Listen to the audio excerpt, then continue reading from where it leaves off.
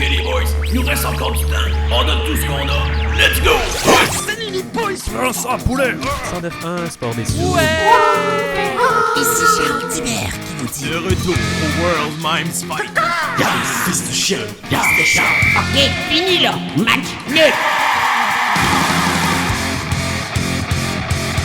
What's up les nuls et bienvenue au Match Nul, le meilleur balado sportif que personne n'écoute, hein? On y est! Épisode numéro 100, mission accomplie, hein? Et pour fêter ça, on ramène le trio originel de Match Nul, c'est-à-dire Francis et Ben. Re-bienvenue les boys! Hey, merci. Messieurs, Grand plaisir. Les OGs, comme on c'est dirait. le cas de dire. Mais j'ai une question avant qu'on commence ça. Pensez-vous qu'on aurait toffé ou que j'aurais toffé jusqu'à 100, les gars? Non. On va le dire de façon brève, non. C'est vrai parce que tu nous as abandonné après le 14, toi. 14 années très difficiles. Ben donc, C'était un pour 2 semaines ou par semaine qu'on faisait au début? maintenant on était un par semaine, après ça on était sur un par 2 semaines, puis on est rendu un par mois. Donc voilà. Un par semaine pendant 100 semaines, je pense pas qu'on l'aurait fait. On était parti pour. On était parti pour. Parce qu'à un moment donné on était rendu à 30 avant Noël. Parce que, anyway, la pandémie a tout changé, puis blablabla. Francis, à tout seigneur, tout honneur, on va te laisser commencer le podcast. Hein. De quoi tu veux nous parler aujourd'hui? Merci. Ben oui, je voulais vous parler en ce 100e épisode, justement, de la fameuse question de notre âge. Ouais, les gars, on vieillit comme votre podcast, notre podcast. Match Nul vieillit, déjà 100 ans. Oh, il commence à avoir des ribes! Déjà 100 épisodes, pardon. Mais... On va pas en dire un par année, j'espère. Éventuellement. Ça serait problématique. Mais il va être bon en tabac. Ça va être un petit épisode par année. Fait que, tu sais, si on remonte à le premier épisode qu'on a fait, mettons, je regardais ça, je pensais à ça, route tantôt, puis c'est fou comment qu'on a vieilli. Tu sais, Ben est rendu un homme, Guillaume t'es un enfant, moi je... Ouais. En tout cas, on va s'arrêter là. Fait que je veux vous parler du vieillissement chez les sportifs aujourd'hui. C'est mon sujet de chronique parce que je vous avoue que je le ressens personnellement puis c'est quelque chose qui me stresse, donc ça a piqué ma curiosité. J'ai fait quelques recherches, comment nos athlètes font pour continuer de performer. Puis là, je vous parle pas des athlètes qui « Ah, j'ai 30 ans, c'est dur, non, je vous parle des athlètes de Comme pointe. Tom Brady. Ben, tu sais, ça en est un exemple, tu sais, 40 ans en montant, là, qui réussit à continuer de gagner des championnats, tu sais. Gordie Howe.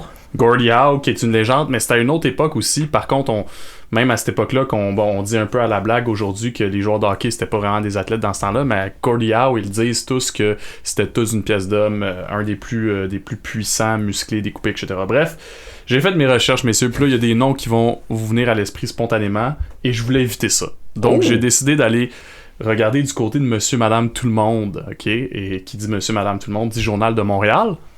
On y reviendra tantôt. Avant ça, quelques notions de base, ok? Qu'est-ce qui se passe quand on vieillit physiquement, là, pour ce qui nous intéresse, pour le sport, qui peut affecter nos performances sportives? Ben, c'est sûr qu'il y a une perte de densité osseuse. Ça veut dire que nos os sont moins solides, peuvent même diminuer en volume dans les cas extrêmes. Donc, plus de risque de blessure, de 1. On se cachera pas qu'un sport à contact, si tes os sont plus faibles, vous voyez où je m'en vais. OK? Ben, l'os casse, c'est ça? Voilà. C'est-tu pour ça qu'Aaron Rodgers, il y a 2 blessures puis la saison n'a même pas encore commencé? Il y a quel âge, Aaron Je sais pas. Il a dit 40 ans? J'ai vu 39 tantôt. Je pense que c'est ça, ouais. Mais c'est peut-être pas vrai. Fait que, tu sais, ça... C'est dans ces eaux-là. C'est dans ces eaux.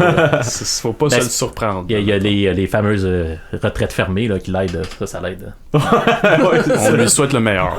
On le salue. Il y a aussi, pour moi, encore plus que les os, là, c'est la force. Hein.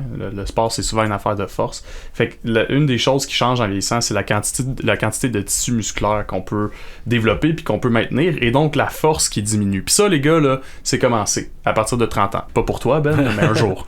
On sait pas quand, mais un jour, à partir de 30 ans, ça diminue. Puis on parle d'une perte de 10 à 15% dans une vie là, de force musculaire en raison d'un vieillissement normal, donc un adulte qui est en santé, qui est quand même actif. Ça augmente quand t'es malade, ça augmente si t'es inactif, totalement inactif. C'est-tu comme exponentiel ou c'est assez graduel quand même? C'est quelque chose qui est graduel, mais évidemment, là, à partir de... On parle de 70 ans, là, où est-ce que là, ça va aller un peu plus vite. Mais la bonne nouvelle, c'est que ça se limite. Donc, vous allez voir qu'il y a des gens qui ont trouvé des façons... Donc, c'est pas exponentiel. Là. Sinon, pour un individu normal, ça l'est, mais pour quelqu'un qui a des bonnes habitudes de vie, des bonnes méthodes, ça se limite. Mettons les anciens combattants de UFC qui se battent contre Jake Paul. Voilà, ça, t'as le secret pour maintenir ta masse musculaire. Merci, Jake Paul. Fait que qu'est-ce qu'on fait pour éviter ça? Ben, l'aérobie, tu sais, là, l'activité là, qu'on rit un peu, là, des activités aérobiques, là, ça semble un peu simplet ou pas trop difficile. Ben, c'est ça qui va nous permettre de vieillir en santé et de continuer d'être peak performance, les boys. Oh yeah! Parce que le cœur est un muscle. Et le cœur, à un certain âge, a de la difficulté à pomper, à accélérer son rythme, à ramener du sang vers les autres parties du corps. Et c'est très problématique parce qu'un cœur sans son oxygène, qu'est-ce qui se passe? Qu'est-ce qui se passe, un cœur sans son oxygène? Et voilà. Ah, voilà, c'est ça. Là, on fait de la grosse vulgarisation scientifique très, très simple. OK, maintenant, Journal de Montréal. Oui, bon, t'attends. On commence à écouter, là. Le Journal du Peuple. Quand Guillaume entend ça, il écoute. Connaissez-vous Pierre Étier? C'est l'humoriste qui a fait de blague, là? Non, c'est un ingénieur de 70 ans. En close enough. L'humoriste qui a fait de blague, c'est assez large quand même. Ouais, Pierre Étier, humoriste qui fait des blagues. Non, Pierre Étier, c'est un ingénieur de 70 ans et les gars, il fait encore des compétitions de vélo de montagne à 70 ans. Il gagne des championnats du monde dans un sport qui est reconnu comme étant extrême, physiquement demandant. Et lui, son truc, c'est même pas tant une activité physique qui l'aide à se maintenir. Le gars est ingénieur puis il a fait sa maîtrise sur les mouvements et les angles d'attaque dans des tournants. Donc, il utilise simplement ses connaissances scientifiques pour être capable d'avoir des performances qui lui permettent de continuer de gagner. Puis ces mots, là, je cite le Journal du Montréal, c'est « Quand je connais la vitesse et l'angle, il n'y a aucune chance que je tombe de mon vélo. » Fait que ça, c'est-tu quelque chose qui est utilisé pour les professionnels, mettons, les angles, tout ça? Ce qu'il dit, lui, c'est que quand il a sorti sa maîtrise, donc il était jeune, ça fait plusieurs années parce qu'il en a 70 aujourd'hui, personne ne s'intéressait à ça. Puis il dit aujourd'hui, depuis qu'il gagne des championnats, il commence à s'intéresser à ça parce que, comme tu dis, les professionnels qui veulent aller toujours plus loin, toujours être plus performants, ils vont commencer à regarder l'aspect scientifique. Fait que lui, semble-t-il que ça l'a aidé. Changement de cas. Marcel Perron. Ben oui. Marcel Perron, 86 ans, les gars. Champion d'haltérophilie encore à 86 ans. Il s'entraîne 5 fois par semaine. 12 mois par année au Pro Gym sur Hochelag et 2 à 3 heures à chaque fois. À lui, le 30%, là, ça les ferait pas. Là. Non, zéro. Puis il dit que c'est ça son truc. Il dit qu'il voit les autres vieux, les autres gens de son âge, et il dit qu'en vieillissant, évidemment, ils vont diminuer l'entraînement par soit paresse, peur, fatigue. Puis c'est comme ça qu'ils vont ralentir. Blessure peut-être aussi. Mettons quelqu'un qui veut s'entraîner trop fort, qui se blesse, après ça il peut plus s'entraîner. Ben oui, t'as un bon point parce qu'à cet âge-là, puis ça c'est un autre défait que j'avais oublié de vous mentionner, c'est que quelqu'un qui va arrêter, mettons quelqu'un qui est sportif, qui fait du sport régulièrement, puis là il arrête pour seulement une journée où est-ce que t'es arrêté, t'es inactif à cet âge-là, tu vas avoir besoin de 2 semaines d'activité physique pour reprendre ta forme que t'as perdue pendant une journée d'activité. Fait que ça coûte là à cet âge-là, ça coûte cher. Bref, notre ami Marcel Perron, ben lui, c'est en augmentant son rythme d'entraînement qu'il dit qu'il réussit à se maintenir. Fait que ça contredit un petit peu ce que certains pourraient penser. Mais bon, lui, il prouve le contraire. Et ça nous amène à notre dernier cas. Et lui, c'est pas un cas du JDM, vous le connaissez. C'est une vedette internationale. C'est Monsieur Jaromir Jagr. Ah, oui! Pourquoi je vous parle de... vous connaissez Jagr, joueur de hockey qui a battu plusieurs records, qui est dans les top 3, les top 10 à plein de niveaux statistiques et qui joue encore pro à quoi, 51, ah oui, 52? Il est sur mon mur avec des cartes des années 90. Ah oui, et sur le mur de plusieurs collectionneurs de cartes sûrement à travers la planète. C'est vraiment une superstar ce gars-là et je vous ai pas encore parlé d'alimentation. Vous allez me dire, ça prend une bonne alimentation pour vieillir puis performer en santé. Jagr, lui, son truc... Il mange du foie gras? Peut-être. Ça, j'ai pas demandé. La viande crue, c'est ça aussi, là? J'ai pas demandé, mais peut-être. Moi, ce que j'allais dire de source sûre, c'est qu'il a confié en entrevue que lui, son Coke Diet avant les games et pendant les games, c'était ça son secret pour continuer de performer. Ah, ok. Lui, c'est pas le Gatorade ou le BioSteel. Lui, c'est le Coke Diet. Mais son patin il est quand même plus lent qu'avant. C'est sûr. Puis il a jamais été un marchand de vitesse, si je me trompe pas. Jagr, j'ai pas vu dans ses jeunes années jouer. Là, mais... La seule vitesse qu'il a gardée, c'est dans ses mains. Et voilà. Et dans sa capacité à coiffer sa belle chevelure. C'est où qu'il joue, Jagr, en ce moment? En Tchéquie. Ouais, dans son... Je pense qu'il est propriétaire de l'équipe même. Oh, nice. C'est Kladno, je crois. Si je me trompe pas, c'est la ville de Kladno. J'oserais pas m'avancer. C'est comme dans Slapshot. Ouais, mais il n'est pas propriétaire. Le problème dans Slapshot, c'est qu'il n'y avait pas de propriétaire. Ouais, c'est ça. Joueur entraîneur. Mais es-tu aussi entraîneur ou il est juste joueur propriétaire? Je sais pas. Okay. Ça serait quand même fou. Voilà, messieurs, pour vieillir en santé. Ah bon, ben c'est ça qui manquait à notre podcast depuis mettons, une vingtaine d'épisodes. C'est là, vieillir en c'est santé. du sérieux.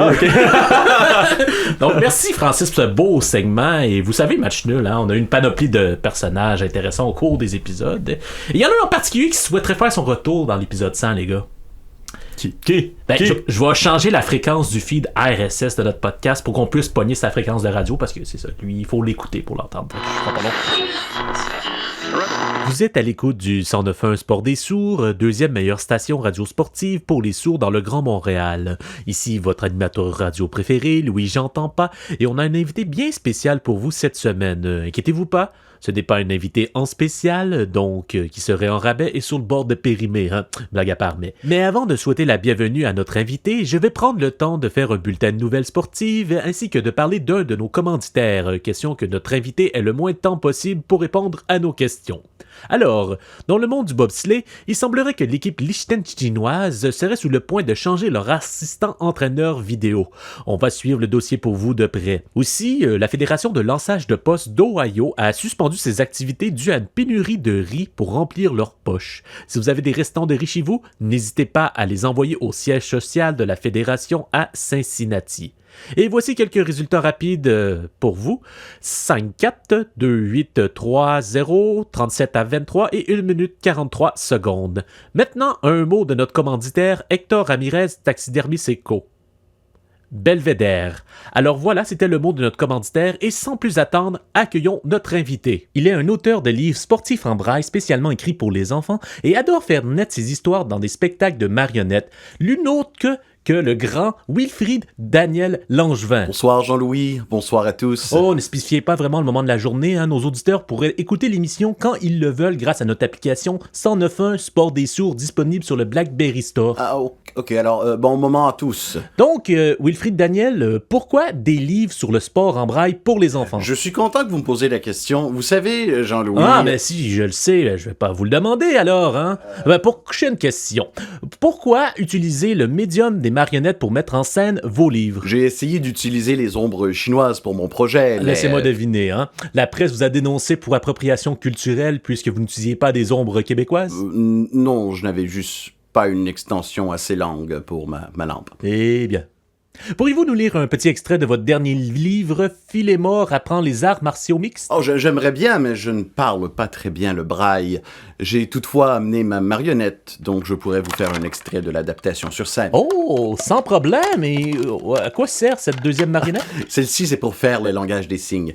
On est bien une radio sportive pour les sourds, non? Une belle attention pour nos auditeurs. Je suis sûr qu'ils seront contents d'entendre ça. C'est une partie un peu plus visuelle de l'histoire, mais je crois que les auditeurs vont comprendre. Tabarnak. Oh, ça sac dans le livre. Non, la calice de marionnette de langage et signes impognés. Bon, on s'excuse pour les jurons, on va faire une pause et au retour, la suite, on espère, l'extrait du livre. Bonjour, ici Max Pacioretty. Voici ma sauce spaghetti. Pacioretty fait un grand retour à Montréal sur les tablettes d'épicerie avec sa toute nouvelle sauce à spag à Pacioretty. Faite à partir d'une recette de sa grand-mère volée dans une revue à potins, cette sauce vous charmera les papilles dès l'autre but dans un filet désert. Une sauce brassée avec autant de passion et d'enthousiasme qui ont fait la renommée de Pacioretty. C'est aussi bon que mon leadership. La sauce à spag à Pacioretty, un goût purement italien des Amériques. Mouah! La sauce à spag Pacioretty, la sauce que tu mets dans la bouche, la sauce à spag Pacioretty, Pacioretty. Les gars, vous savez, Match Nul n'est pas un balado comme les autres, hein? Oh non. On se démarque en jasant de trucs que personne ne parle, hein? Ça doit être aussi pour ça que personne nous écoute. Mais qu'est-ce que cela tienne? On s'est rendu à 100 épisodes et comme on se dit qu'on voudrait percer le milieu des médias à sensation, hein? J'ai décidé qu'on devrait brasser un peu de marde pour aller chercher plus de reach. C'est hein? bon, ça. C'est bon. Si ça marche pour Donald Trump, pourquoi pas Match Nul? Donc, sur cette comparaison un peu boiteuse, voici un top 100 de tout le monde qui me fait chier dans le monde du sport. Donc, numéro 1... Oh. Ben non, je niaise, les gars. On a 100 personnes en un épisode. On aime ça être un balado obscur et absurde, hein? Je vais plutôt vous parler des grands moments absurdes du sport qu'on n'a pas encore parlé dans le podcast, hein? Dans 100 épisodes, c'est quand même assez étonnant. Et Dieu sait que... Et avec Allah et Bouddha, hein, qu'on en a parlé pas mal. J'ai 5 histoires pour vous, les gars. Et je vais vous laisser décider dans quel ordre vous voulez que je vous les raconte, OK? Et chacune d'entre elles ont un titre mystérieux rattaché à elles. Hein? Votre défi sera de trouver de quel sport il s'agit avant que je raconte l'histoire. C'est clair? Ouais. Très bon. Donc voici nos 5 histoires. 1. Pas touche à l'as. 2. Déménagement subtil. Skiing bad. 4. Le braquage du siècle. Et 5. L'inconnu du vestiaire. Alors, vu que je t'ai laissé commencer tantôt, Francis, je vais commencer par choisir un. C'est des sports qu'on n'a jamais parlé dans... Non, c'est des sports qu'on a parlé peut-être, mais tu choisis une des 5 histoires et après ça, tu essaies de deviner quel Parfait. sport. C'est quoi? C'était l'as? Pas touche à l'as? Pas touche à l'as? Moi, je veux celle-là. OK. D'après toi, c'est quel sport, Ben? Baseball. OK. Et toi, tu penses c'est quel sport? Poker. OK, parfait. Donc, pas touche à l'as. Lorsque tu as un as dans la manche, tu ne le laisses pas partir. C'est ce que les A's d'Oakland ont fait avec un jeune homme de 11 ans durant les années 70. Pas tant étonnant pour une organisation tellement cheap qu'elle a créé un modèle statistique reconnu pour dépenser le moins possible. Hein. Ah ouais. Genre, l'équipe avait presque pas de personnel point dans leur équipe. Mais revenons à notre garçon de 11 ans. Stanley Burrell passait ses après-midi dans le parking du Oakland Coliseum, domicile des A's, à vendre des vieilles balles de baseball usées tout en dansant sur le beatboxing d'un dude à côté de lui. OK. Charles Finley, Drôle de compagnie. exactement, le propriétaire un peu weird des A's, trouvait ça bien drôle de voir le petit gars faire des splits dans son parking, qui décida de l'engager comme bad boy et assistant du clubhouse. C'est quoi un bad boy, excuse? Ça, c'est lui qui va aller chercher la batte quand que tu tapes la batte. Ah, bat boy, Ouais, non bad boy. Exactement. Non, c'est ça. OK. Ça peut être les deux en même temps. C'est ça. Les joueurs le surnommaient Little Hammer parce qu'il ressemblait à s'y méprendre à une légende de l'équipe, Hank the Hammer Aaron. OK. Et le rôle de notre petit Burrell grandira jusqu'à devenir les yeux et les oreilles du proprio lorsque celui-ci restait à Chicago durant tout l'été. Pendant la saison. Parce que je vous l'ai dit, le propriétaire, il est weird. En gros, il prenait les appels pour les proprios en plus de lui faire un résumé de tous les matchs, toutes les actions du match après la partie au téléphone directement de la loge du propriétaire. Bref, il était devenu un peu le chef exécutif de l'équipe. Fait qu'imaginez un club professionnel géré par un garçon. Hein, le proprio lui disait qu'il était le vice-président exécutif des A's d'Oakland. Il avait même fait une casquette marquée VP dessus. Stanley Burrell fera carrière avec les A's de 1973 jusqu'en 1980 où, à la fin, il chantait et agissait comme maître de cérémonie à plusieurs petits clubs lorsqu'il était sur la route avec l'équipe. Puis, 2 joueurs des A's lui prêtèrent de l'argent pour qu'il puisse enregistrer son premier album et finit par signer par un gros label et pour sortir le tube planétaire en 1990, You Can Touch This. Ben oui, toi! Stanley Burrell et MC Hammer. Wow. Comme quoi, la prochaine fois que vous voyez un enfant traîner devant votre stade, peut-être que vous aurez l'occasion de voir un futur rappeur devant vous. Ça, c'est quand même fou. Oui.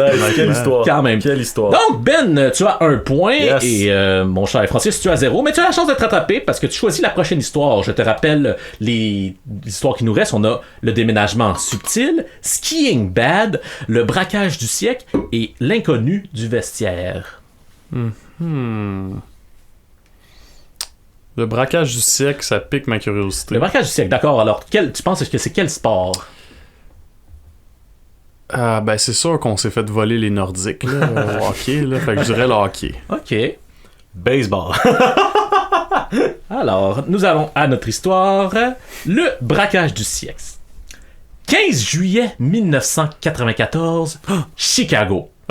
On est à une 1e partie de baseball. Tu prends juste le sport que m'en crisse. C'est quoi ce podcast-là? D'une saison trop longue entre les White Sox et les Indians de Cleveland avant qu'ils soient cancellés. Hein? Dans le temps que les Indians étaient là. Donc, oui, je prends le baseball parce que dans le fond, on n'en parle pas tant, donc c'est le temps d'en parler là à 100e. En première manche, le gérant des White Sox challengera auprès de l'arbitre qu'un des joueurs des Indians, Albert Bell, utilise un bat truqué. Du genre avec du liège dedans pour qu'il soit plus léger. Hein? Tu peux faire ce genre de challenge-là une fois par match. Hein? C'est un move à la genre ton bâton est trop long, mesure-le, monsieur l'arbitre, s'il vous plaît. Hein? Comme monsieur Demers. Il y a l'affaire de la graisse en arrière des oreilles. Là. Même de niaiserie-là, mais ça, c'est une autre histoire. Ouais. Donc, l'arbitre confisque le bâton et l'amène dans le vestiaire des arbitres du stade. Évidemment, l'histoire ne s'arrête pas là. Hein? Comme toute histoire ayant pour titre braquage, ben ça prend un braquage, hein? Un heist. Durant la 6e manche, l'arbitre revint à son vestiaire et trouvant que quelque chose ne tournait pas rond.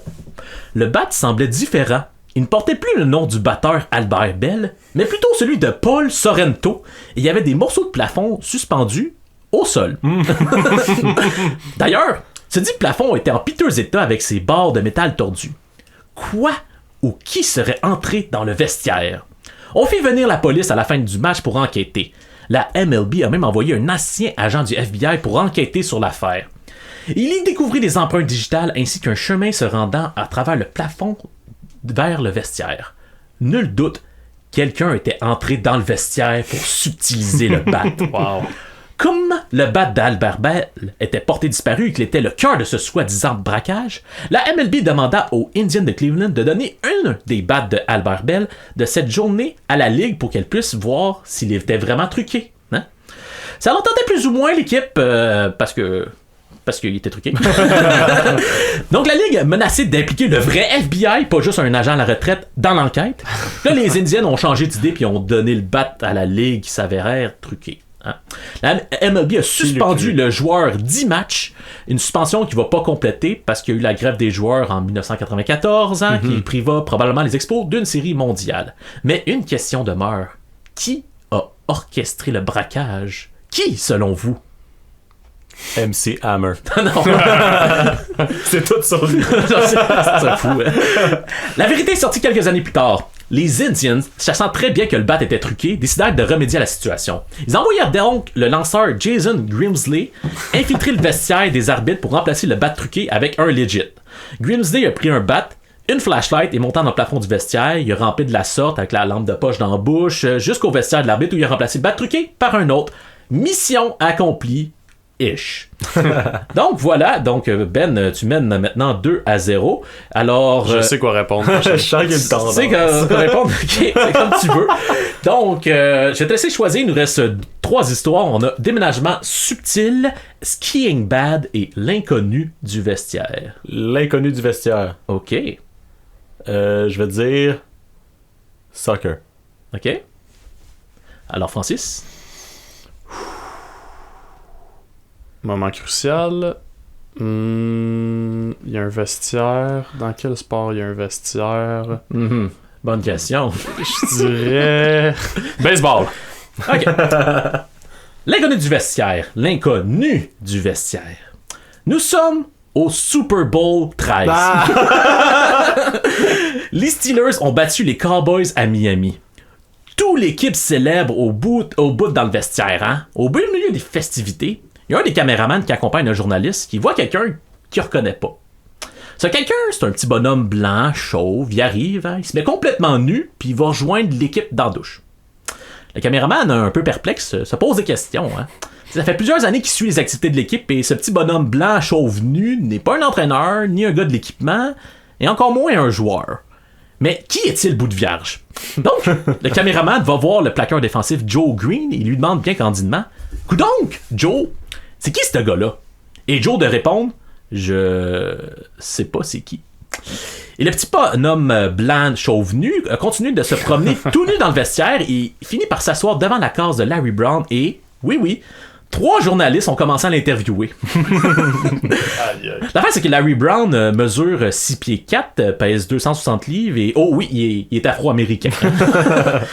Bref, tout le contraire de notre petit homme blanc chauve. Bref, il s'est rhabillé et il a quitté le vestiaire avec une anecdote que personne le croira plus tard. Donc voilà. On sait toujours pas c'est qui. Du vestiaire. On ne sait toujours pas c'est qui. Voyons donc, NFL. Sécurité des joueurs. Alors, c'est bon, il me laisse les deux plus longues histoires pour vous à ce moment-ci. Donc, on a Déménagement subtil et Skiing bad. Francis.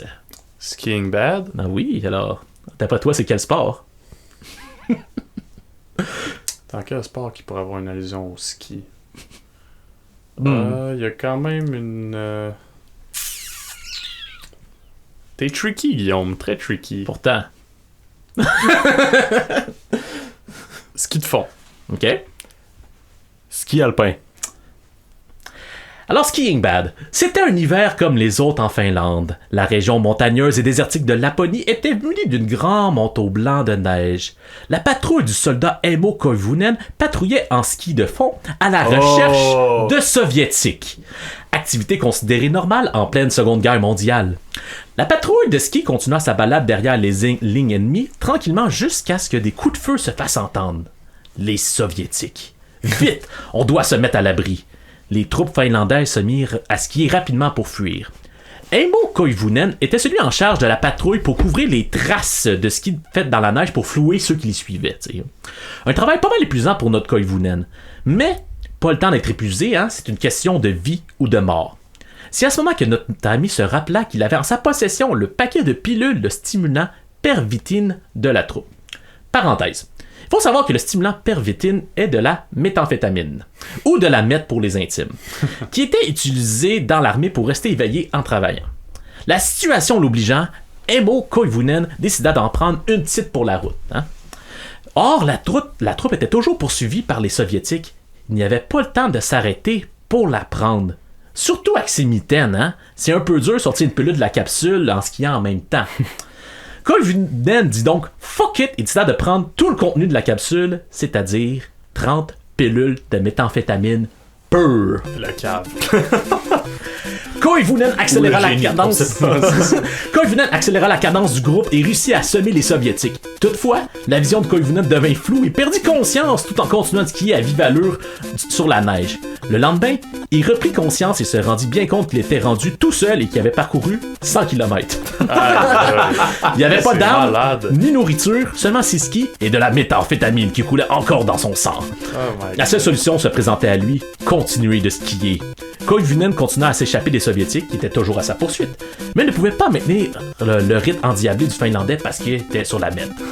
En skiant, il fit exploser une mine cachée, le faisant tomber au sol dans un état de délire. Il resta au sol, faisant des allers-retours entre le monde réel et celui des licornes, attendant une aide quelconque qui ne vint pas.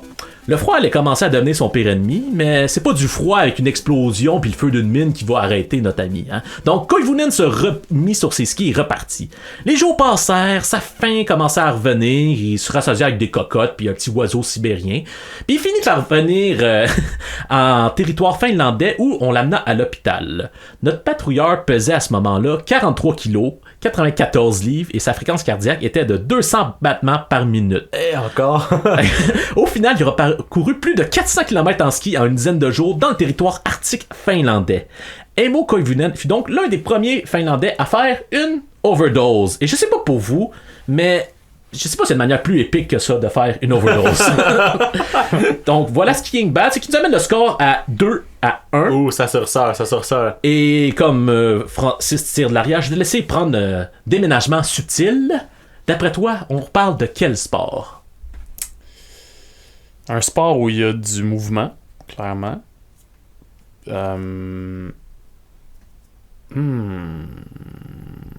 Hey, c'est tough. Je sais pas. Le curling? C'est le curling. Alright. Moi, je vais revenir à mes sources, ce qui a fonctionné pour moi au début, puis je vais aller pour le baseball. Tu fais bien. Alright, parfait. Donc, nous voilà au début des années 70. On a une classique dispute entre une ville et son équipe sportive. Hein? Le sujet, un stade désuet, évidemment, hein? Selon le propriétaire de l'équipe, il veut toujours jouer dans du neuf, hein, ceux-là. Stade de curling. Dans ce cas-ci, les deux en conflit sont la ville de Baltimore et les Colts jouant dans la NFL. Ouais, ça divulgage un peu, ça, ce qui s'en vient, hein? Quoique le titre vend la mèche un peu aussi. L'État du Maryland a d'ailleurs passé la plupart des années 70 à penser à un nouveau stade pour les Colts, mais sans plus. Mais à un moment donné, un propriétaire se tanne. Monsieur Carroll Rosenblum veut quitter Baltimore avec son équipe et il y a plusieurs bonnes raisons de le faire. Hein? 1. L'équipe fait pas tant d'argent. 2. Il s'ostine avec les propriétaires il s'ostine avec les propriétaires du stade que les Colts jouent, c'est-à-dire les Orioles, parce que oui, ils jouent dans un stade de baseball. J'ai-tu un point pour ça? Non. 3. De toute façon, t'es en avance, fait que ça change rien. 3. Il est à couteau tiré avec la presse de Baltimore et 4. Sa nouvelle femme souhaite habiter sur la côte ouest. Bref, tous les éléments sont réunis pour un déménagement d'équipe réussi. Mais inquiétez-vous pas, partisans de Baltimore, Monsieur Rosenball a échangé d'équipe avec le propriétaire des Rams de Los Angeles, Robert Irsay, donc tout va bien. Voilà, on a de l'espoir. Arrive 1980. Ça fait 10 ans que l'idée d'un stade pour les Colts se branle dans le manche. Et le proprio Hersey, lui aussi, c'est tannant. Il commence à magasiner pour un nouveau stade dans une autre ville, telle que Phoenix, Indianapolis, Los Angeles, Memphis ou encore Jacksonville. Mais restez calme, hein, partisans des Colts. Le proprio aime Baltimore et veut rester là. Mais il faut un plan pour un nouveau stade ou du moins des rénovations majeures à celui-ci à un moment, hein, parce que Hersey déclare même le 20 janvier 1984 « J'ai pas l'intention de déménager cette goddamn équipe. Et si je le fais, je vous le dirai, mais elle reste ici. » C'est à quoi le maire de Baltimore a répondu « On ne construira pas un nouveau stade puisqu'on ne possède pas des payeurs de taxes capables de supporter un stade de 60 millions de dollars. » Les temps changent, hein? Puis, retenez bien les dates, hein, c'est important. Le 2 mars 1984, la NFL donne la permission à Hersey de déménager son équipe. Il commence à flirter avec Phoenix, mais c'est surtout Indianapolis qui lui fait de l'œil, hein? Surtout avec leur tout nouveau stade en construction. Mais ça se passe en secret. Ce que l'Assemblée générale du Maryland n'apprécie pas vraiment. Donc, c'était pas tant secret finalement. Le 27 mars 1984, l'Assemblée va voter une loi qui va exproprier le club d'Hersey pour en donner les droits à la ville de Baltimore. Fait que dans le fond, ils vont juste prendre le contrôle de l'équipe, de la ville. Wow. Mettons qu'ils n'y pas que le POC, hein, les politiciens américains. Donc le lendemain, le 28 mars 1984, la NFL commence à être frileuse sur le projet de déménagement. Hein. Phoenix fait sa poule mouillée et se retire. Mais Hersey appelle le maire d'Indianapolis qui lui offre un complexe d'entraînement de 4 millions de dollars, un tout nouveau stade de 77 millions, ainsi qu'un prêt de 12,5 millions de dollars juste pour ça. Et cette offre est acceptée. Ouais. Et c'est maintenant qu'on arrive à la partie funky. Hein? Pendant ce temps, la Chambre des délégués et le gouverneur du Maryland ont approuvé le projet de loi d'expropriation des Colts et vont saisir l'équipe le lendemain matin après la signature officielle du projet de loi. De l'autre côté, après avoir accroché avec le proprio Hersey, le maire d'Indianapolis appelle son bon ami John B. Smith, un nom totalement véridique, et lui demande d'envoyer 15 camions de transport vers les installations de l'équipe en banlieue de Baltimore. Pas le temps de niaiser, faut tout amener tout ce qui appartient à l'équipe à Indianapolis. Les camions arrivent à 22h et commencent à pacter tout ce que possèdent les Colts de Baltimore. 8 heures plus tard, tous les camions sont chargés et direction Indianapolis, mais on va s'assurer de prendre des chemins différents pour éviter que la police de l'État du Maryland arrête et retarde les camions jusqu'à la signature. Et lorsque les camions arrivent en Indiana, ils se sont fait escorter par la police de l'État vers la nouvelle installation. Donc, les camions sont tous arrivés à bon port, le maire d'Indianapolis fait une conférence de presse pour annoncer l'arrivée de l'équipe et le projet de loi est approuvé pour exproprier le club des Colts de Baltimore de rien. Parce qu'il restait plus rien dans les installations de l'équipe. Mais inquiétez-vous pas, chers fans des Colts de Baltimore de la première heure depuis 1953, le nom de l'équipe va survivre, mais à Indianapolis, hein, laissant les partisans de Baltimore avec l'éternelle réalité que le nom de votre équipe est à jamais dans une autre équipe. Donc voilà, ça fait Ben, t'as gagné. Étant gagnant, tu gagnes un pad de notes des Canadiens de Montréal. Ça me permet d'amener parce qu'on est vraiment dû pour parler des Canadiens, les boys, hein. Toujours. Ouais. Puis je sais pas pour vous, ça serait quoi la meilleure deuxième équipe hein, de Montréal de sport? Tu poses vraiment après le Canadien? Oui, après le Canadien. Je savais même pas qu'il y avait d'autres équipes à Montréal. Ben, évidemment, c'est ça. Tu as raison. Dans le fond, on va juste parler de Canadiens. Fait qu'on. Mais pas avec vous. On va faire venir 2 autres personnes qui ont participé au balado Match Nul, puis on va jaser de ça avec eux.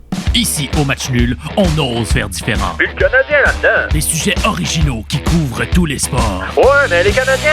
On parle de ce qu'on ne parle pas ailleurs. Ah, fait que pas de Canadiens. Match Nul, la balado... Mais ils vont aussi faire série. Ok, on a compris. Voici enfin le segment où on parle des Canadiens de Montréal en 5 minutes. Analyse, débat, opinion, discussion, confrontation, gestion d'entrave, découverte, externée, l'ignorance, alouette. Non, pas d'alouette, ni de club de foot, juste les Canadiens de Montréal. Le Canadien en 5 minutes. C'est là. Et on nous rejoint pour ce segment-là 2 personnes qui ont fait beaucoup d'épisodes Match Nul, c'est-à-dire Maxime et David. Salut les gars. Salut, grand retour. Oui, on prendra pas le temps de prendre le temps parce qu'on a juste 5 minutes. Là. On a 5 minutes, c'est le Canadien, et puis on a déjà passé à iTunes qui nous a mangé du temps. Et en plus, on veut faire quelque chose de très important qui a toujours fini comme la merde, c'est-à-dire un tier list avec vous, les gars. Mais oui! Et c'est bon, pas mal ça. Ben c'est ça, mais là on va éviter un peu de fuck, c'est-à-dire qu'on va faire un tier list des capitaines des Canadiens de Montréal, mais on va les classer selon 3 critères. Le premier, marié. Le deuxième, fuck. Et le troisième, kill. Fait que vous connaissez un peu le concept. Donc, je vous présente un capitaine et on décide ensuite si on le marie, on le fuck ou le kill. Et voilà, tout simplement. Après, on fait un tier list avec. Donc, on commence tout de suite avec le premier, Monsieur Bob Gainey. Mary. Je sais pas. Moi, c'est plus un fuck personnellement parce que tu l'as-tu vu de nos jours, il est pas très beau le bonhomme. Je veux-tu me réveiller avec ça à côté de moi tous les matins? Je sais pas. Mais une soirée, t'es un beau bonhomme dans le temps, peut-être. Oui, c'est vrai, il est frisé. Mais c'est ça, c'est un beau bonhomme dans le temps. Ouais, mais tu le maries. C'est un mort. Là, tu vieillis avec, ça veut dire. C'est un mort, c'est un mais tough. si tu te maries, tu vieillis avec. Moi, c'est ça, c'était ça ma pensée. Ah, ouais. Ok. Alors, on s'en dans tout. Donc, Bob Gainey, on le fuck. Brian Giunta, le fameux capitaine des Canadiens de 2010 à 2014. Kill. Peut-être un fuck. Peut-être un fuck. Peut-être un fuck. Il a affaire à checker le sourire. Tu peux pas te lever avec ça tous les matins. Il peut te sucer debout tellement qu'il est petit. Hey, là, tu viens de gagner. Là. On commence ça commence à être ordurier un petit peu, mais juste pour ça, on va le mettre dans la catégorie. J'avoue qu'à 5 pieds 2 et demi, là. Hey. Ah, il y a eu le record du monde Guinness de plus petits joueurs de hockey. Avant ou après Monsieur Gainey? Avant. Ok. Debout. Ben oui. Parfait. Pas se fatiguer. C'est qui lui déjà? C'est Jean Béliveau. Jean Béliveau! Jean Béliveau. Ah, ben c'est quand même une légende. Oui, c'est la légende. Tu peux pas le marier, lui. Et il est grand. Il peut aller chercher les trucs des étagères plus haut. C'est vrai, ça. Ce que Brian Giunta ne peut pas faire, c'est un one night. Exactement. Vendu. Donc, voilà. Notre ici, c'est le capitaine vacant qui a été capitaine durant la saison 2009-2010 et aussi capitaine durant la saison 2014-2015. Vacant, c'est un grand joueur, mais tu sais, il laisse pas grand place à notre amour parce que c'est tellement une eau vacant.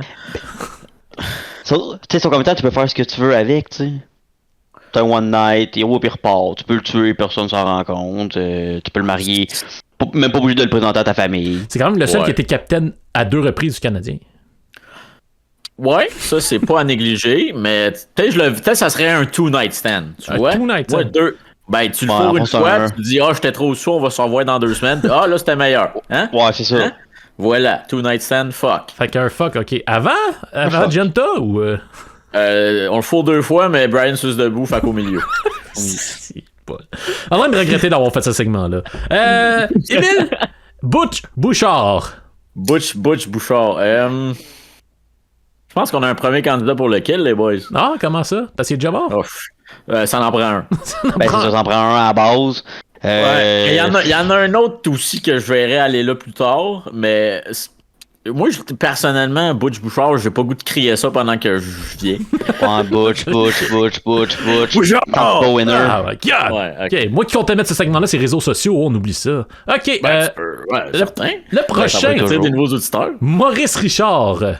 Ben là, c'est un homme à marier, Maurice. Hey, moi, un homme à 2 prénoms, tu maries ça. Tu peux pas te tromper. Tu peux pas te tromper. Non, c'est ça. Il est capable de déménager dans la même journée puis d'aller jouer au hockey. Ben oui. Ça, c'est un homme à marier. Puis en plus, si on prend son nom complet, c'est Joseph-Henri Boris Richard. C'est quand même 4 prénoms, ça. Boris? 4 prénoms. My God. Vendu. Moi, je veux le voir son baptistère puis je veux avoir son nom de famille aussi. Es-tu avant Jean Béliveau ou... Certain, numéro 9, le oui. Rocket. Ouais, puis justement, le Rocket, c'est pas juste parce que t'es un bon joueur de hockey. Hein. Tu vas voir ça tous les soirs, le Rocket. Parfait. Max Pacioretty. Oh, c'était lui le premier que j'avais en tête pour kill. Ah, bon. T'as un kill, on s'entend là-dessus. OK. Ben, tu sais, Zeno Chara a commencé la job, on peut la finir. C'est ça. Et voilà. Ah, ben, parfait. M'enlever les mots de la bouche. Alright. Il nous en reste 3. Les 3, pas les plus récents. On a notre le plus jeune, Nick Suzuki. Ah, moi, c'est un fuck. C'est un one night stand, Nick Suzuki. Hey, il est fringant, là, ce bonhomme-là. Là. Il est fringant, il va dans le vieux port, il prend des photos avec les madames. Ok, je vais mettre après M. Gainey, là, parce que c'est quand même moins frisé. Là. Saku Koivu. Pour moi, il est pas à marier, parce que c'est un gars qui a battu le cancer. Qu'est-ce qu'il dirait qu'il peut pas te battre toi? C'est vrai, ça. Mais il a les yeux bleus. Il a les yeux bleus. À la fin de marier, c'est correct. Je vais prendre le risque. Ok, parfait. Chez Weber. On le marie. C'est ça? Ben oui, quel homme! Mountain. Parce que moi, j'ai peur quand il grogne dans le noir.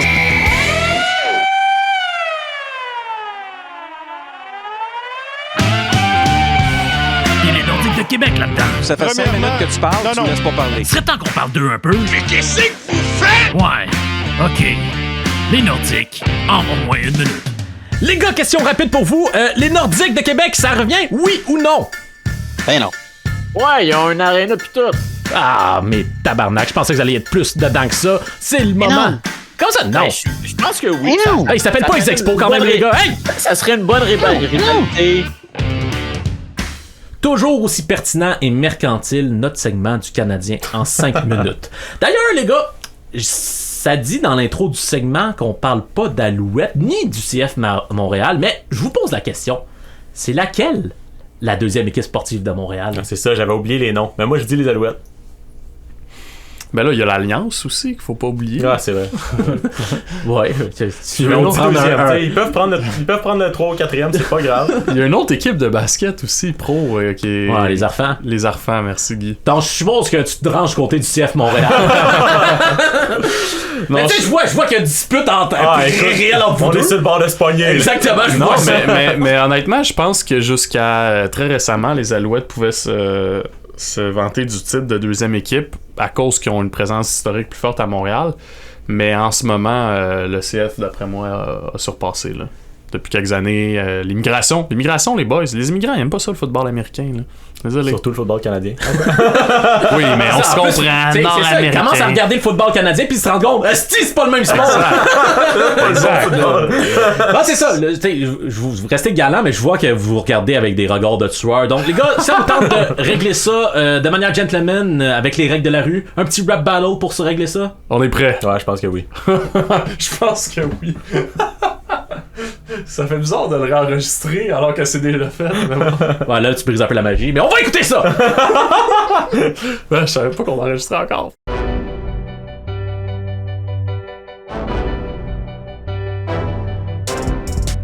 Montréal, c'est gros cas, tu me reçois? Let's go. Ça pue!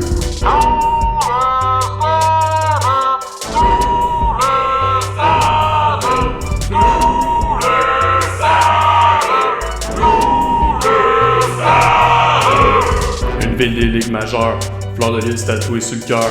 On est des ultras. Avec nous, c'est croix ou meurt. Tu peux nous bannir du stade, tu peux fermer 10 sections. Mais si t'essaies de nous arrêter, tu risques la dissection. Pas besoin de Messi quand t'as Divalio, Piatti pis Drogba. Le prochain héros, il est ici, je te le dis, on déroge pas. Amenez-en des crises d'identité sur un changement de nom mal géré. Je te règle ça en 2 coups francs, on est back chez nous avant le surtemps. As-tu déjà vu de quoi de plus excitant qu'un corner qui rendrait dedans qu'un échappé juste avant la mi-temps? C'est ça la force du maillot noir bleu-blanc, nous faire crier tous en même temps. Montréal! Numéro 2, c'est qui est deuxième à Montréal? Numéro 2, après les Canadiens de Montréal. Numéro 2, c'est-tu les fêtes de Montréal? Numéro 2, ou bien les Alouettes de Montréal? Club de foot, Montréal, pas comme les fromages d'ici. Tout à envier au club des États-Unis. Parlant de fromage, faudrait en vendre en esti pour se payer un joueur comme Léo Messi. Bon, vous êtes dans une ligue à 29 équipes, puis vous jouez dans des tournois épiques. Mais en bout de ligne, vous avez de l'air de 2 pics. Quand vous perdez au USA, au Mexique, dans tout le stade, on voit des matchs nuls. Même quand y a un gagnant, puis tous vos fans ont des chandails différents. C'est pas de leur faute. 3 logos en 3 ans. Des Alouettes depuis 77 ans. On change pas le nom quand ils représentent autant. Montréal, c'est plus qu'un slogan, c'est un escadron de fiers combattants. Numéro 2, c'est qui est deuxième à Montréal? Numéro 2, après les Canadiens de Montréal. Numéro 2, c'est-tu les fêtes de Montréal? Numéro 2, ou bien les Alouettes de Montréal? Les Alouettes au top de Montréal. Même si notre nom, c'est pas juste Montréal. Toujours game, toujours préparé.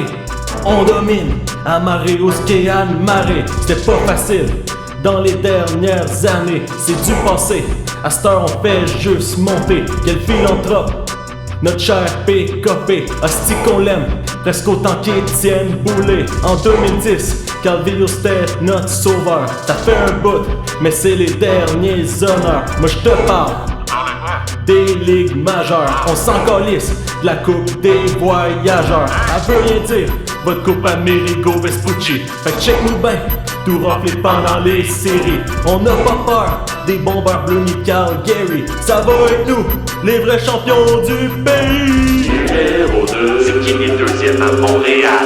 Numéro 2, après les Canadiens de Montréal. Numéro 2, c'est l'Impact de Montréal. Numéro 2, ou bien les Alouettes de Montréal. Pire nom d'équipe, les Alouettes. Tellement lettres qu'ils ont abrégé ça à 3 lettres. ALS, bienvenue dans la LCF. Notre stade, la poutine, les grilled cheese, les frappés. Moi je suis pas la pute à Pelado. Si t'as le choix entre une équipe qui perd du cash autant qu'elle perd ses matchs, ou un sport en expansion, grâce aux joueurs d'Italie ou du Gabon, me semble que le choix est simple. Moi je prends le ballon rond.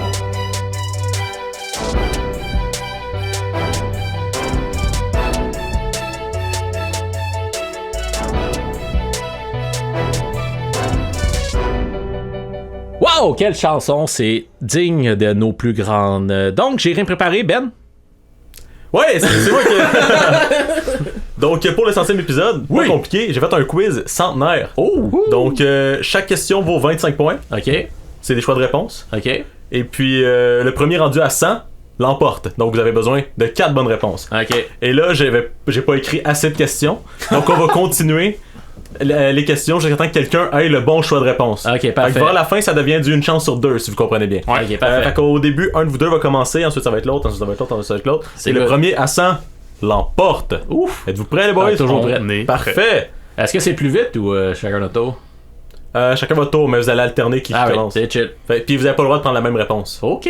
Fait que donnez pas d'indices avant que l'autre réponde, tu sais, va dire. C'est bon, je suis prêt. Qui veut commencer? Moi. Parfait.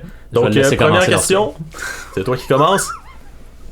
Quel événement sportif a débuté il y a 100 ans, donc en 1923, pas 100 ans jour pour jour, mais dans l'année 1923? A. Le premier 24 heures du Mans. B. Le premier tournoi de Wimbledon. C. Le premier Grand Prix de F1. Ou D. La première Coupe Grey.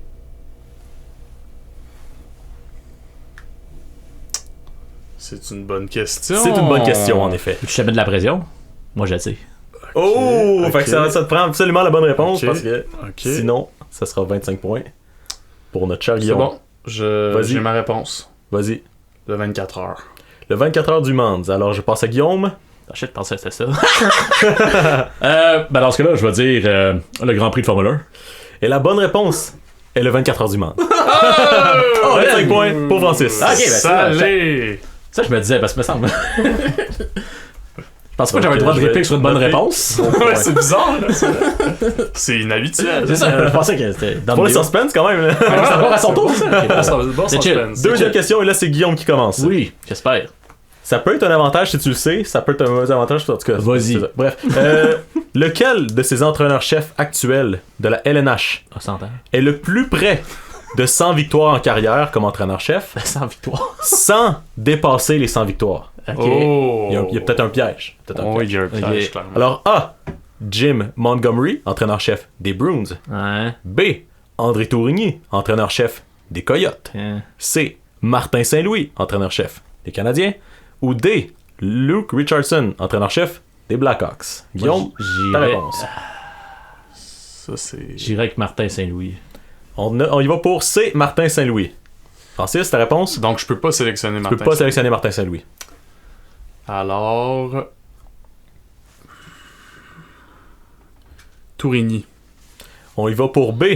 André Tourigny. Et la bonne réponse est B. André Tourigny. 50 points Praise pour the Francis. Lord. Shit, il y a combien de victoires? Ben, c'est 25 par, fait que là, il est rendu à 50. Il y en a deux. Il y a les victoires. Ouais. Les Bruins, Jim 50 Montgomery, points. il est à 125. Non, ça, je sais, hein, parce qu'il y avait une grosse saison. C'est ça.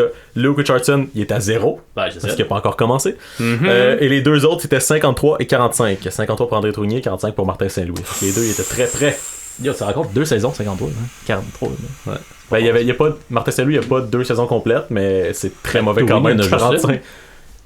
Non, mais il a fait une il y a une saison et demie. Ah, eh ben. Fait qu'en une saison et demie, 45 C'est victoires. ça, je pensais pas. Alright, c'est chill. Ouais. Alright. C'est correct. Je Parfait. t'accepte.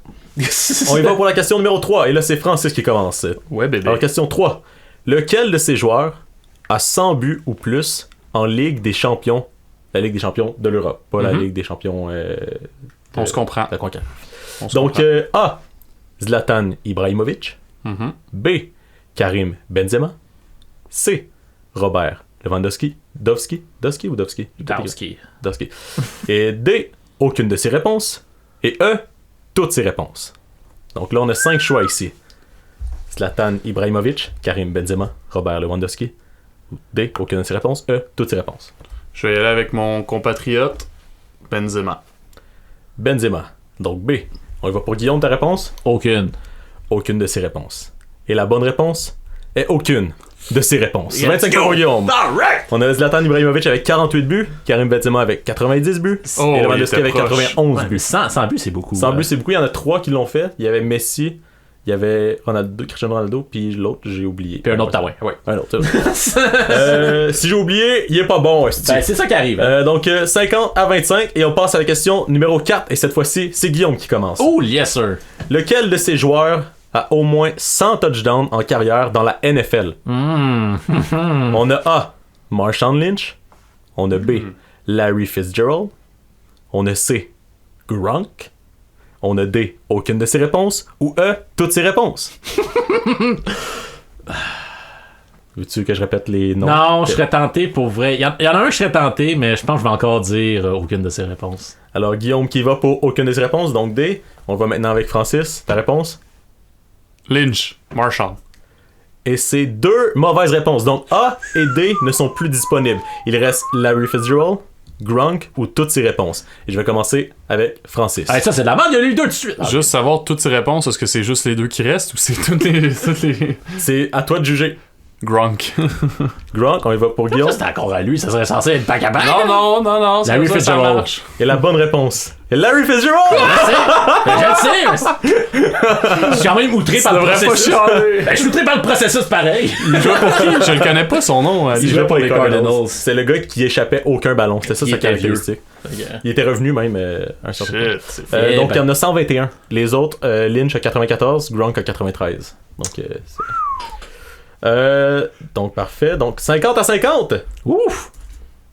J'espère qu'il va rester à cette question. Il y a cette question, inquiétez-vous pas pour ça. Mon but, c'est que ça finisse serré. Comme ça, on a toutes les questions. Wow. Question numéro 5.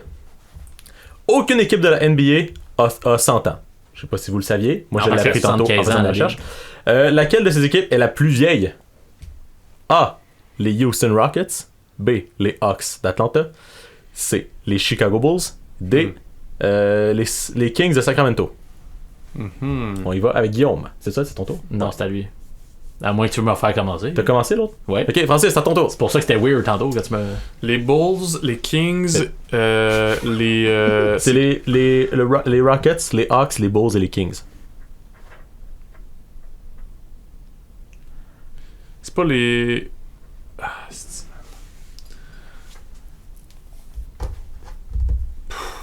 Je vais dire les Bulls.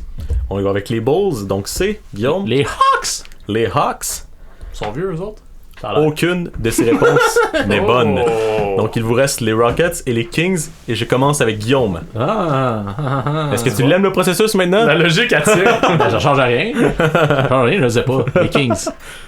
Donc les Kings, et on y va avec la réponse de Francis qui est les Rockets, c'est ça qui restait. Et la bonne réponse, c'est les Kings! Donc 75 à 50 pour Guillaume. Quelle remontée spectaculaire. Ça peut être aussi un effondrement spectaculaire. Ça peut aussi être un effondrement spectaculaire, mais j'aime mieux être positif. Merci Ben. 6. Laquelle de ces équipes de la MLB n'a pas atteint le plateau des 100 victoires en 2022? Donc la saison passée. Parce qu'il y a maintenant une saison en cours. L'autre qui était terminée. Oh my god, ok.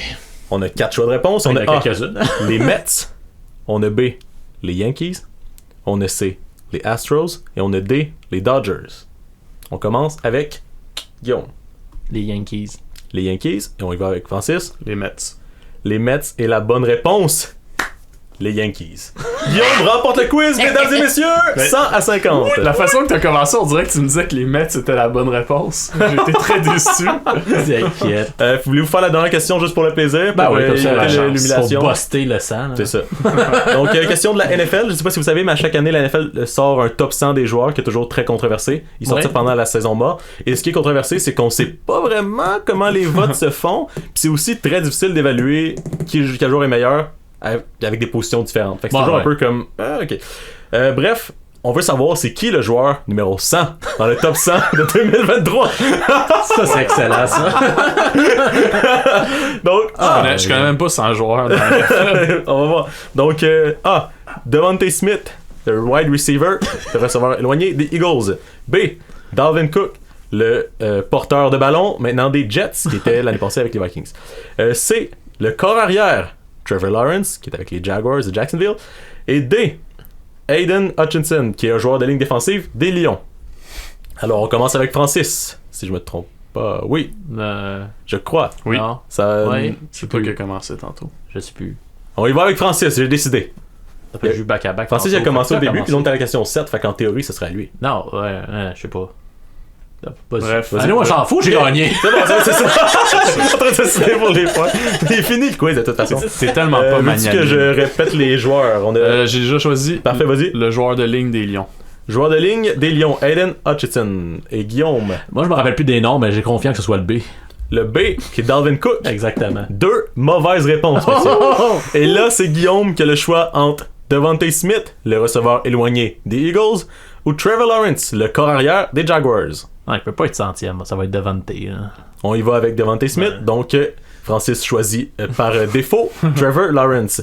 Et la bonne réponse est Devontae Smith. Et Guillaume remporte 125 à 50, mesdames et messieurs. Alors on va tirer de l'arrière 50 à 0. Let's go. Quel match! Déception. Je sais, hein. Je croyais en mes chances. Tu as bien fait d'y croire. Donc, les gars, maintenant...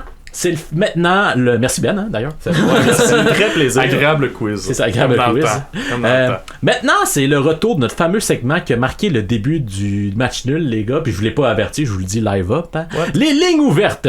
Ouh! Non, non, inquiétez-vous pas, on se refait pas un segment improvisé comme à nos débuts. Hein. On va plutôt se demander qu'est-ce qui est devenu de la légende des lignes ouvertes? Ron Fournier, hein? Qu'est-ce qu'il fait ces jours-ci, hein, les gars, d'après vous? Hein? Donc, on va aller écouter comment ça se passe à son nouveau travail, hein? Répartiteur d'urgence au 911. Donc, c'est ici votre station pour répondre aux appels d'urgence. OK, mais il est où le micro, là? Au bout du petit casque, Monsieur Fournier. Ah, première fois que je vois 133 ans d'expérience. Il n'y avait pas de metteur en ondes. Non. Oh, voilà un premier appel. 91-1, à l'écoute. Non. Mon mari est à terre, il bouge plus. Là, essaie d'avoir un peu plus d'informations. Madame, il était-tu en train de regarder les stats d'Armia? Voyons, de quoi tu parles? Non, c'était celle de Dvorak. Ben, dis-tu quand il y aura des meilleurs stats qu'il jouera sur le deuxième trio? Au revoir! Non, mais... Pas une chose de régler. Non, il faut savoir l'urgence pour régler leurs problèmes. La seule chose qui est urgente avec Dvorak, c'est de l'échanger. Bon, voilà un autre appel. En passant, c'est le 911 et pas le 91.1. À 911 en direct de partout au Québec, c'est quoi l'urgence? Bonjour, mon chat est malade. Genre, il fait des petits bruits comme ça, là. Bon, là, il fait pas, là, mais tantôt, il faisait. Parce que, tu sais, comme. Bon, ça arrive des fois que du monde appelle pour des niaiseries. Il finira par accrocher si tu le mets en attente. Attendez un peu, là. Votre chat est malade? C'est pas ça que je t'ai dit. Ah, il est weird depuis qu'il a chié le sang, là, dans le commode du salon, là. Le gars, excusez, dans le salon. Il y a un gars mort dans le salon. On passe au prochain appel. Bonsoir, le 911. Comment puis-je vous aider?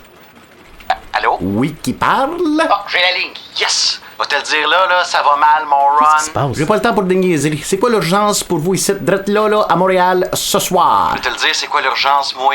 Faudrait vraiment qu'on aille chercher un gros joueur de centre. Mais non, là, mon petit tout.